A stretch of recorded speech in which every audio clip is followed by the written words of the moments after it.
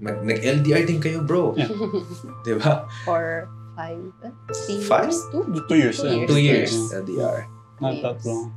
How was the experience na you guys living apart? How did you work it out na, uy, punta ka na dito, sabi mo kay JB. Wanna go first?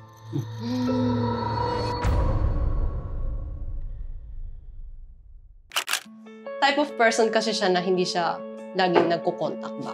Mm.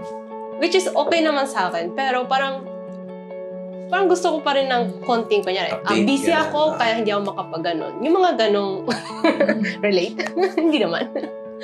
Yung mga parang small things, pero normally it's the women yeah. who yung parang requires small things na parang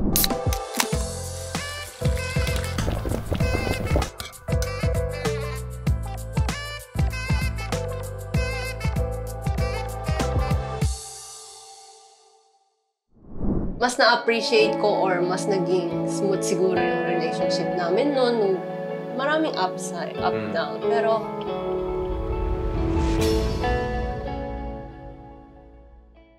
Pero do you guys ever miss being in the Philippines? Or maybe living? Ang na-miss ko siguro sa Pinas kasi umuwi ako nun. Sabi ko ng pagkaiba sa Japan is napaka-friendly ng mga Pilipino. It's like nakapila ako sa license center. Then suddenly, nasa likod kong guy, pinausap ako ng casually. Pre, kamusta ka ba? Who you man? Which is, hindi mo siya ma-experience sa Japan kasi.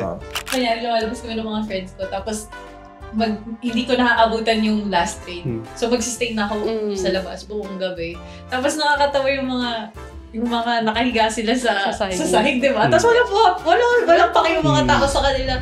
Ano bang maipapayo mo to people who's maybe establishing a life abroad? Ganyan. Siguro mapapayo ko is